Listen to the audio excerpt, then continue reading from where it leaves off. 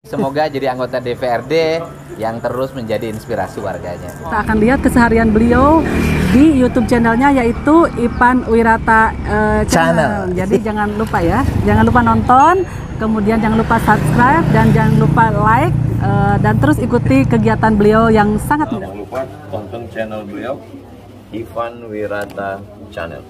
Jangan lupa support pembangunan pesantren Darul Ihsan Jambi. Berkah selalu. Assalamualaikum warahmatullahi wabarakatuh.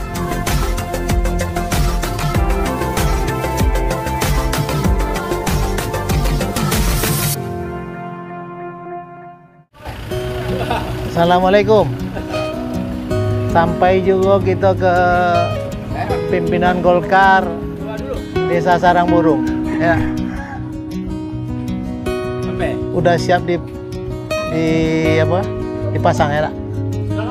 Oh, udah lama ya? Langsung pasang ya? Apa dampaknya dengan ada dipasang papan nih? Banyak dapat dukungan kita udah. Jadi kalau bisa kanan kiri katanya saudara apa sesumur apa? Sedapur, sakasur, sesumur. Iya. Wah, warna kuning kalau.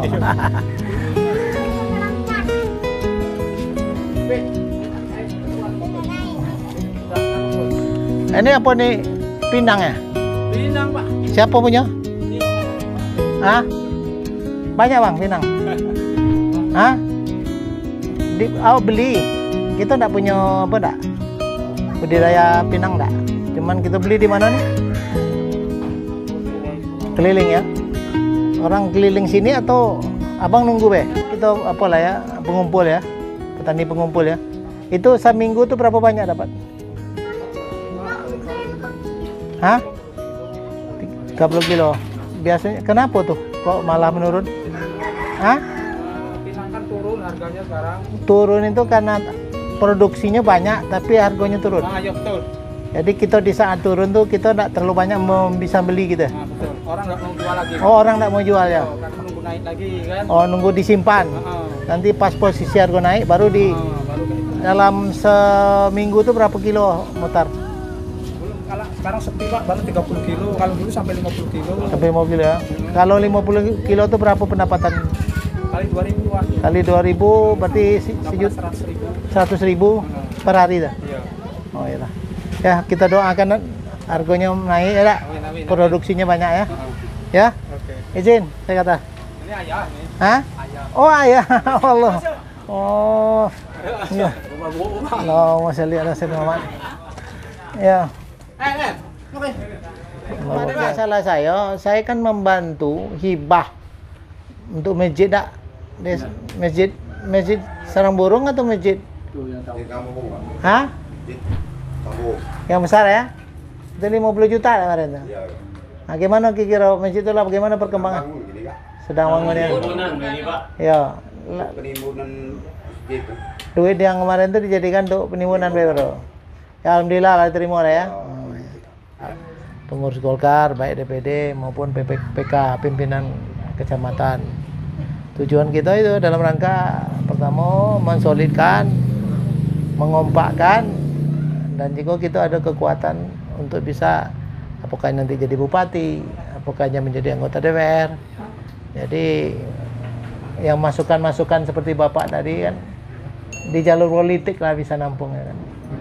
Jadi anggota DPR, jadi bupati baru mampu skala besar ya kan untuk menyelesai. Nah, solusi Bapak untuk supaya kami bisa bantu ialah kalau nanti kami menyalonkan pengen jadi bupati tolong dibantu. Kan itu lah. Nah, kayak tadi. Nanti lah dulu. Nanti terlalu cepat kalah pula kan.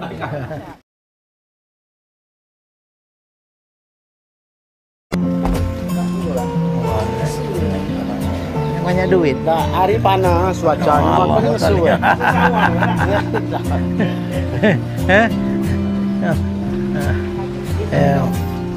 Allah.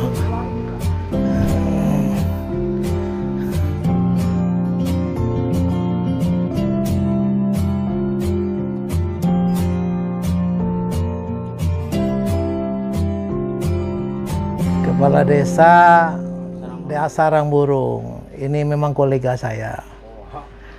Dan apa? Kalau pemikiran dia seorang pemimpin kepala desa yang sangat cerdas. Jadi orang-orang cerdas nih kita harus datangin. Ya.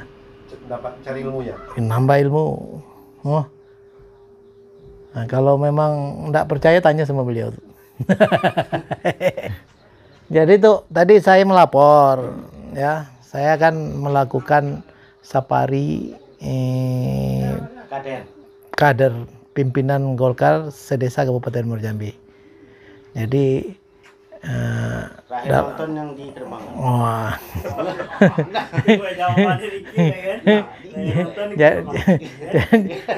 Jadi untuk itu kan saya juga minta masukan juga dengan Pimdes Golkar saya. Bagaimana Kades Sarang Burung nih ya, termasuk tokoh-tokoh masyarakatnya. Ya, kemarin yang kita realisasikan sawah. Gimana lah terrealisasi, telah terpakai? Wah, kalau untuk itu memang saya serahkan ke kelompok, tapi lebih saya intervensi. Bagus. Supaya Merata. Siapa yang mau pakai silakan pakai. Tapi ada uang perawatan lah. Pemeliharaan. Dan itu menjadi beban kendala di desa lain saya lihat. Banyak yang dapat bantuan Al Sintan, tapi dimonopoli oleh kelompok-kelompok tani. Satu. Yang kedua masalah Masjid Agung itu gimana? Masjid alhamdulillah masih diguyur. Untuk kondisi sekarang tuh masih dalam keadaan nimbun. Kalau untuk uang timbunan sudah 3 kali ya. Kita di desa nih. Kami adakan rumput mepekat. 3 bulan kadang 4 bulan. Uang-uang itu dan juga dari donatur-donatur dari luar. Ya. Insya Allah kalau untuk uang timbunan cukup. Kira-kira tuh masjid ini ukuran luasnya berapa itu? Ukuran luasnya untuk bangunan masjidnya? Bangunannya 30 kali 30, Pak. Berarti hampir 30 kali 30 sekitar 900 ya persegi. Persegi. Itu berapa jemaahnya tuh? Jamaah bisa nampung 1.800-an. 1.800. Dan juga rencananya itu untuk pondasi 2 tingkat, tapi untuk sekarang tuh masih dibikin untuk 1 tingkat. Pondasi udah dibangun, persiapan untuk 2 lantai. 2 lantai. Jadi cukup mahal ya untuk pondasi, Lumayan, Pak. Inilah habis berapa duit? Sekitar 600-an lah. Ya, yang duit saya 50 juta dijadikan apa kemarin itu? Untuk beli semen, semuanya lah. Ya pokoknya termanfaatkan lah ya. Ya kalau perlu Datuk nyampaikan ke Pak Gubernur apa yang perlu, karena kalau 50 juta itu baru dari anggaran pokir DPR saya. Nah tapi kalau Pak Gubernur coba ngomong dengan Pak Gubernur, coba sampaikan ke Pak Gubernur Jambi. Apa lagi kebutuhannya? Nah, coba. Kami mohon kepada Bapak kita Gubernur, Haris, kemarin juga beliau, alhamdulillah sudah nyampe ke desa Sarang Burung, walaupun tidak nyampe tapi di Simpalimo. Tapi Simpalimo itu dulu bagian dari desa Sarang Burung waktu di acara turun sawah. Di situ juga kami sampaikan, tapi ingin mengingatkan kembali untuk pembangunan masjid kami memang sangat butuh bantuan daripada Bapak Gubernur, entah itu uang pribadi, entah itu dari mitra, entah itu juga dari anggaran baik dari provinsi, dari swasta maupun pusat yang beliau bisa lobby untuk membantu masyarakat kami agar cita-cita kami punya masjid yang dari dulu diidam-idamkan bisa cepat tercapai. Jemaahnya 1000 berapa? Jemaahnya sekitar 1.800-an. Wah, 1.800. Dan juga sekali itu mengingatkan juga masalah kami sangat butuh jalan JUT Pak Gubernur. Itu sangat membantu daripada petani kami untuk pergi ke kebun dan juga pergi ke sawah, motong-motong karet atau juga nak panen sawit, sudah itu palawija. Memang kondisi dan Iko berat karena Iko memang cita-cita saya dulu mencalonkan kades dari awal untuk membangun jalan Iko, tapi sampai kondisi sekarang tidak bisa, belum dikanukan dana Covid dari tahun 2019 sampai sekarang, itulah kendalanya. Tapi insya Allah saya juga akan mulai guyur, berapa adanya lah dana dari desa akan kita mulai guyur. Juga mudah-mudahan Pak Gubernur bisa membantu daripada keadaan kami yang di desa Saramburu.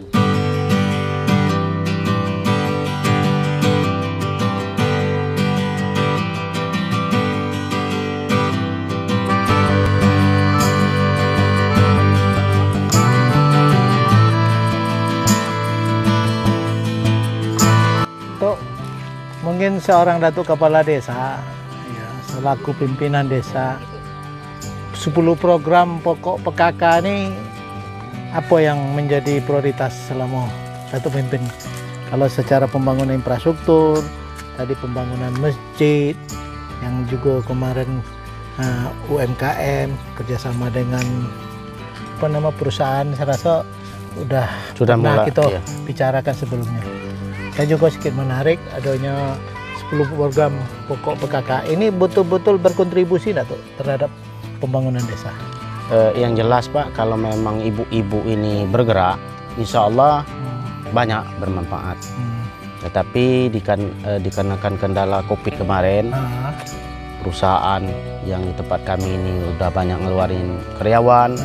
Habis itu pertanian juga nampaknya sampai juga Pak ke situ akhirnya. Harga-harga mulai naik, sementara di petani banyak biaya. Jadi ini semakin menekan ekonomi daripada masyarakat. Ya, yang kedepannya kami minta baik dari kabupaten maupun dari provinsi bahkan ke pusat, Indonesia termasuk di desa Saramburu ini kan peluang tani itu belum ada terlalu banyak bergerak dengan cara modern, masih secara tradisional. Nah, tradisional ini yang membuat biaya membengkak tapi hasilnya kurang. Ya, kurang maksimal. Nah, Tidak produktivitas. tidak produktivitas, dan ini akan minta termasuk kami di desa juga minta mohon pada dinas terkait macam mana cara solusinya agar masyarakat ini beralih ke yang modern agar kerjanya sebentar, biaya kecil, hasilnya nanti banyak. Kalau luasan sawah Datuk berapa besar? Kalau sawah kami ini ada 2 Pak sawah. Yang di tempat kami ini di desa Saramburu ini ada sekitar hampir 30 hektar. 30 hektar itu ada kelompok taninya. Ada banyak Pak kelompok Dan tani. yang menjadi apa? Ialah apa namanya? Infrastrukturnya, kelemahan-kelemahannya apa yang di 30 hektar ini? Kalau 30 hektar ini pertama kelemahannya itu masih tak ada hujan. Tak ada hujan. Nah, yang kedua Berarti ini masih tata guna airnya yang iya, belum maksimal. masih kurangnya juga infrastruktur jalan menuju ke Jalan sarana produksi atau jalan usaha tani. usaha tani. Iya. Habis itu kendala yang ada di lapangan itu penyakit-penyakit sekarang kan lebih banyak Hama. juga Pak, hama. Nah, ini kurang kontribusi bantuan masuk ke kelompok-kelompok. Tapi kalau untuk bibit, alhamdulillah tiap tahun Benih bibit aman. aman. Alsintan, Ini yang kurang.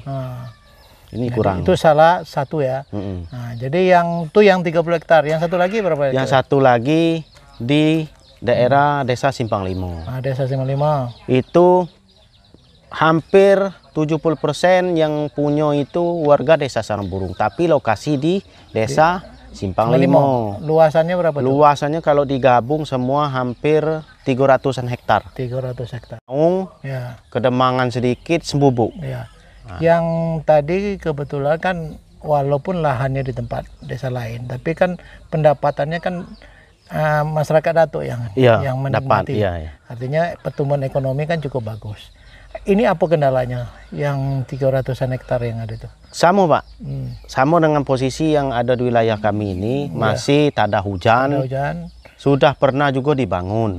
Saya juga kurang mendalami pagu anggarannya, apakah bantuannya dari kabupaten atau dari provinsi, saya kurang tahu. Tapi sudah pernah dibangun, tapi ndak maksimal, Nggak tepat sasaran. ndak Ya? tepat sasaran. Masih cuman untuk buang air, Ya. untuk memasukkan airnya belum bisa. Jadi kalau bisa ada pengatur masuk keluar. Nah, ini yang Di perlu saat banjir dia bisa keluar di Di saat saat kering dia kering dia ditahan. bisa masuk atau nahan. Nahan kan gitu ya. Ya. Tapi kalau di wilayah kami ini kalau potensi untuk palawija Pak, masih banyak. Banyak ya. Banyak, tapi itu tadi sekarang juga saya masih berpikir keras kalau untuk penyakit yang ada di desa kami ini hewan ternak. Hewan ternak Itu ini apa, sapi? Kambing. sama kambing. Ya. Ini masih make adat orang tua kita dulu. Nah, Kalau sudah mulai turun bomo baru dikandangkan. Nah. Setelah itu baru dibebas. Nah, ini yang untuk merugikan itu ya. ya untuk posisi sekarang tidak bisa lagi. Nah, ini akan kita ubah. Cuman tidak bisa Pak. Masyarakat kami ini spontan atau instan untuk mengubah itu.